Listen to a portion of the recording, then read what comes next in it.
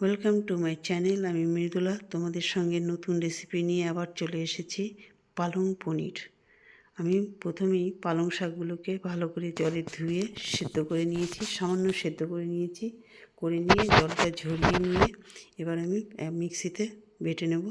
এই যে পালং শাকগুলোকে বেটে নিয়েছি, বেটে নিয়ে এবার আমি বাড়িতে তৈরি করেছি পনির। তৈরি করে এইভাবে ছোট ছোট করে চৌকো চৌকো করে কেটে নিয়েছি। এবার টমেটো কুচি নিয়েছি, লঙ্কা কুচি। আজকেই বানালাম বাড়িতে মাখন, বাড়িতে তৈরি মাখন। পেঁয়াজ কুচি, রসুন কুচি, লঙ্কা গুঁড়ো, লাল লঙ্কা গুঁড়ো, হলুদ গুঁড়ো, দারচিনি, এলাচ, লবঙ্গ, জিরে ও তেজপাতা। এটা আদা, জিরে আর ধনে দিয়ে বাটা আমি শিলে বেটে নিয়েছি।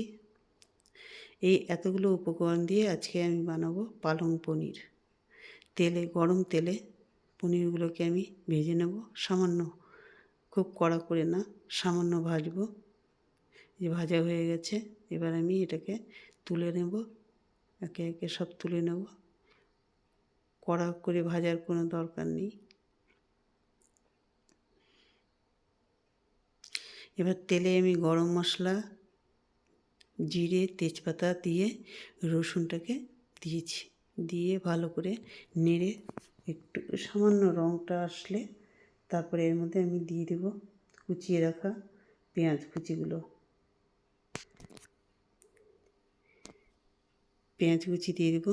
এবার আমি এটাকে ভালো করে কষাবো যতক্ষণ না এর রঙটা ব্রাউন কালার হয় বা কালারটা চেঞ্জ হয়। এই যে দেখো বন্ধুরা, পেঁয়াজের রঙটা অনেকটা চেঞ্জ হয়েছে। আরও একটু কষাতে হবে। এই দেখো কি সুন্দর রঙটা এসেছে পেঁয়াজের। কষিয়ে এবার এর মধ্যে দিয়ে দেবো কুচিয়ে রাখা টমেটো। টমেটোটা যতক্ষণ না গলে যাচ্ছে ততক্ষণ এটাকে আমি কষাতে থাকবো।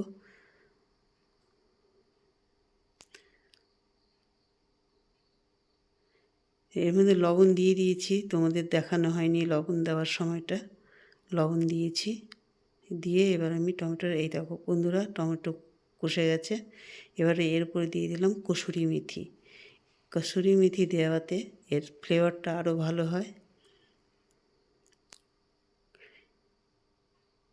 দিয়ে এবার এর মধ্যে দিয়ে দেবো স্বাদ অনুসারে সামান্য, খুবই সামান্য চিনি, খুব সামান্য চিনি দিয়ে দেবো শুধু স্বাদের জন্য।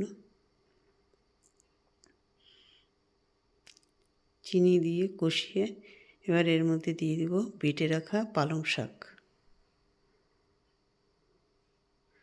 বেটে রাখা পালং শাকটা দিয়ে মশলাগুলোর সাথে ভালো করে মেশাবো।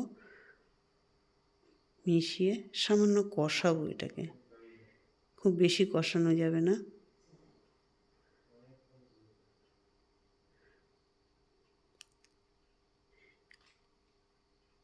দেখো বন্ধুরা, পালং শাকের রঙটা এখনও ভালো আছে। এবার এর মধ্যে আমি দিয়ে দেব ভেজে রাখা পনিরটা। দেখো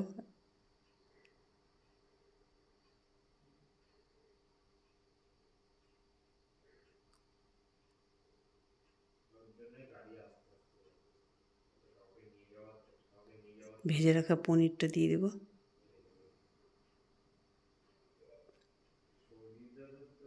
পনিরটা দিয়ে ভালো করে মেশাবো। পনিরটার সাথে পালং পাতাটাকে ভালো করে মিশিয়ে নেব।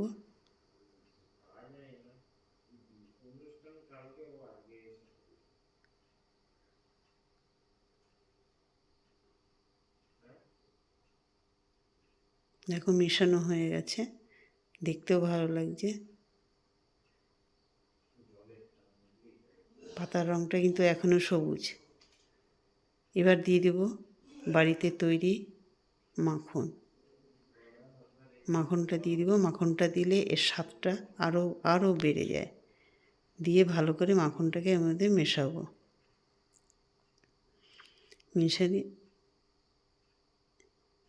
ভালো করে মিশিয়ে নেব, নিলেই তৈরি হয়ে গেল পালং পনির।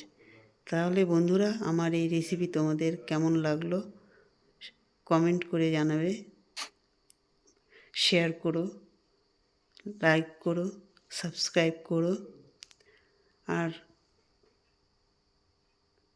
নতুন নতুন রেসিপি নিয়ে যেন আসতে পারি তোমাদের সামনে।